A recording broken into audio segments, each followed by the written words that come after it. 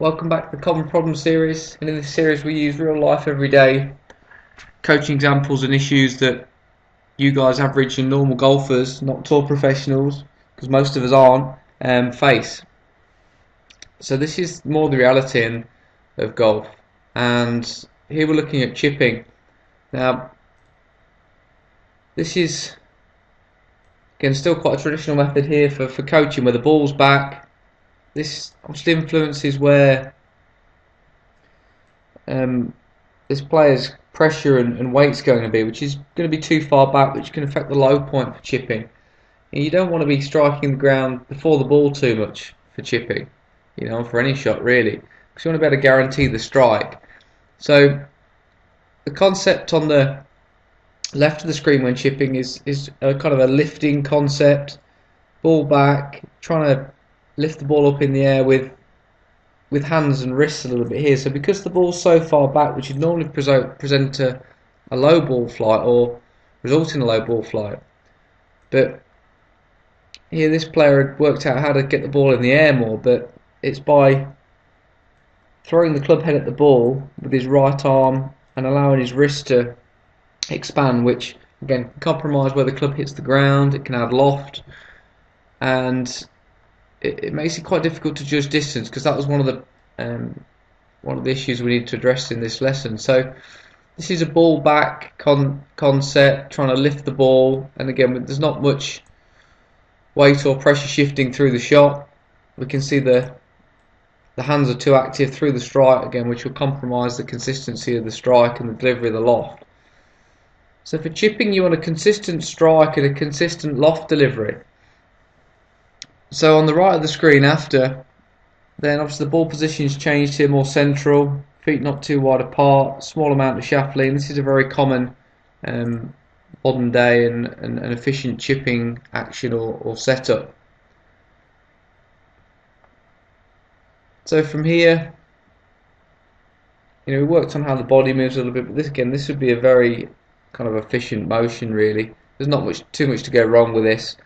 This player's body here is in a great spot, kind of with the arrangement here.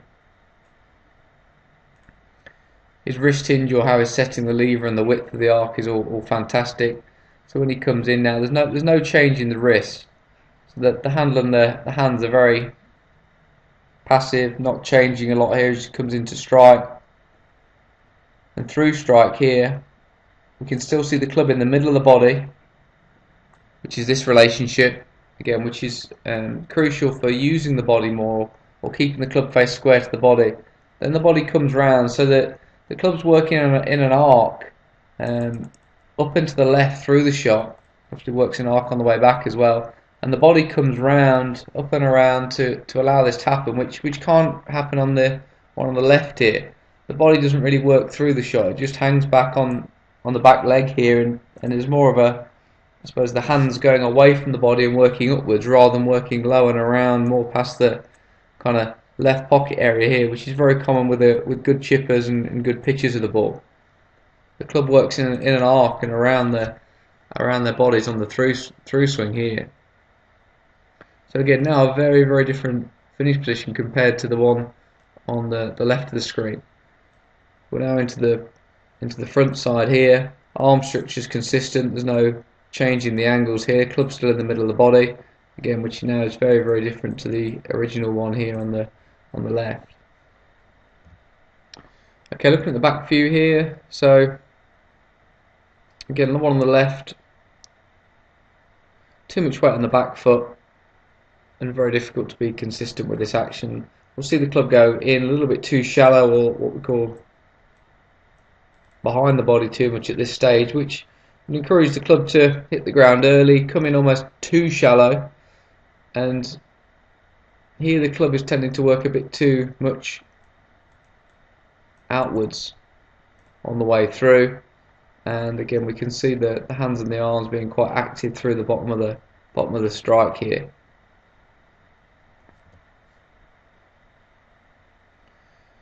So the new one here on the right of the screen, much better start. Pressure's in a different place, front to back on the feet and between heels and toes as well. So this is a far more balanced position.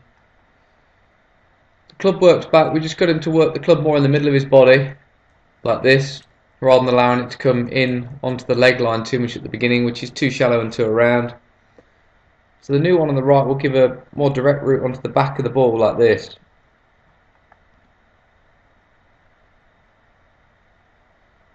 Which leads to a more consistent strike, and then on the way through we'll see the body go round a bit.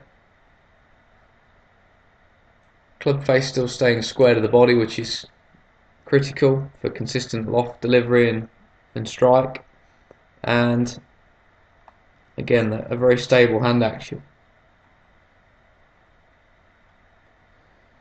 So things to take away from this video: concept's important for all shots, and short game wise, if you're still using the ball off the back foot for a standard ball flight or for a standard chip, then that's quite an old method and it isn't the most efficient. So really key things for chipping are being able to use the body and the chest correctly through the shot, keeping the club face square to the body, and being able to deliver the loft with pretty much the loft that's on the start, so it's not de-lofting or adding loft too much for a standard shot. And obviously building a consistent strike, which is generally done through the correct body motion and not having too much activity or motion with the hand, so the handle of the golf club is always slightly ahead of the club head. That really guarantees the strike. Okay, so I hope this video has helped. Any questions on chipping and pitching, then please feel free to send those in, and we'll see you soon.